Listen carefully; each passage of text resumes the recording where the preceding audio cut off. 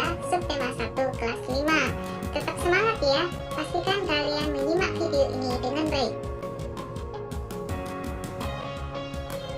Oke, untuk interaksi manusia itu digolongkan menjadi dua ya. Yang pertama adalah interaksi sosial dan yang kedua adalah interaksi manusia dengan lingkungan hidup. Nah, apa saja ya perbedaannya? Simak penjelasan berikutnya.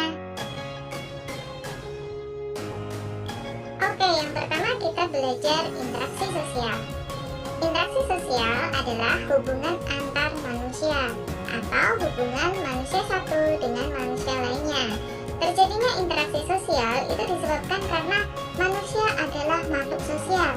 Makhluk sosial artinya manusia tidak dapat hidup sendiri dan selalu membutuhkan orang lain, mulai dari dia bangun tidur hingga sampai dia tidur kembali.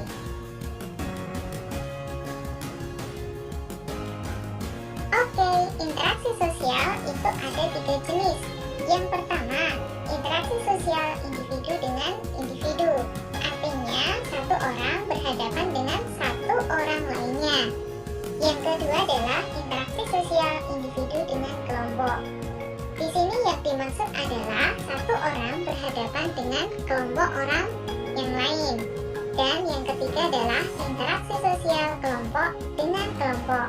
Untuk contohnya, silahkan simak penjelasan berikut ini ya.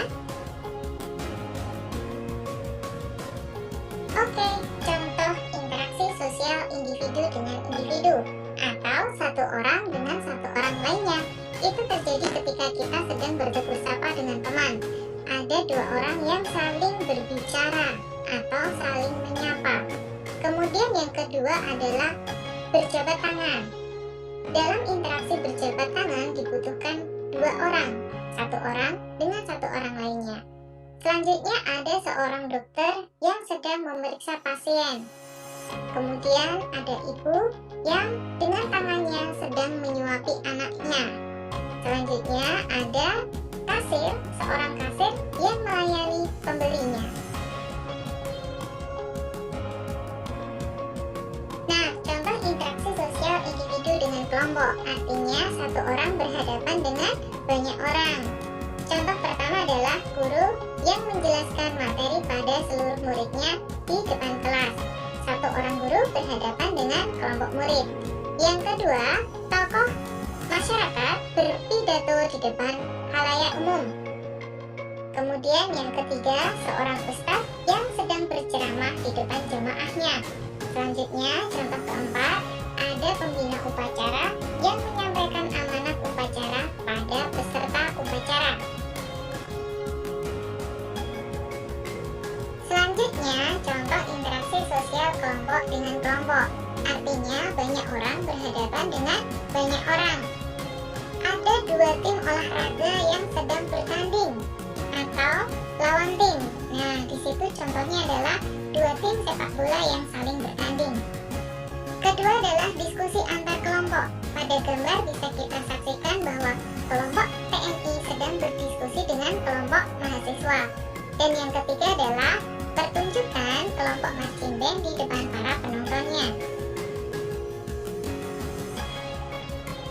Selanjutnya, ternyata interaksi sosial juga bisa terjadi di pasar loh. Coba kalian amati gambar pada layar. Nah, di situ pada gambar tampak bahwa adanya interaksi sosial. Interaksi yang terjadi bisa antara pembeli dan penjual. Bisa juga interaksi penjual dengan pemasok barang produksi. Atau bisa juga interaksi penjual satu dengan penjual lainnya. Di dalam interaksi sosial, kita harus selalu mengedepankan sikap tenggang rasa dan toleransi. Tenggang rasa adalah ucapan dan sikap serta perbuatan kita untuk menjaga perasaan orang lain karena adanya perbedaan dengan diri kita. Sedangkan toleransi artinya ucapan, sikap, dan perbuatan kita dalam menghargai perbedaan tersebut. Nah, manfaat dari tenggang rasa dan toleransi adalah yang pertama, kerukunan dalam masyarakat akan terjaga.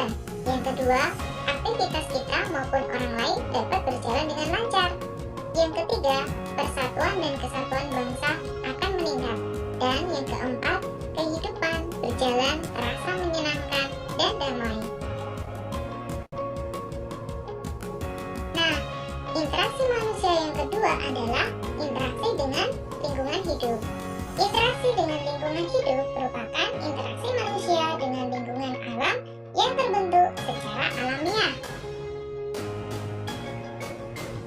Contoh interaksi manusia dengan lingkungan hidup atau lingkungan alam. Contohnya adalah petani yang sedang panen atau petani yang sedang mengolah lahan pertaniannya. Kemudian yang kedua ada nelayan yang sedang mencari ikan di laut. Nelayan tersebut berhubungan dengan alam untuk memperoleh hasil dari bumi. Selanjutnya yang ketiga, penambang pasir mengambil pasir di aliran sungai. Dia juga berusaha untuk mendapatkan sumber daya alam berupa pasir yang didapatkannya dari lingkungan sekitarnya. Dan yang keempat, contohnya adalah masyarakat mengambil kayu hasil hutan yang kemudian dimanfaatkan sebagai kayu bakar, membuat perabotan, atau bahan-bahan lainnya. Oke, kita sudah selesai belajar tentang interaksi manusia, baik itu secara sosial maupun dengan lingkungan hidup. Terima kasih sudah menyimak video ini dengan baik. Sampai jumpa. Wassalamualaikum warahmatullahi wabarakatuh.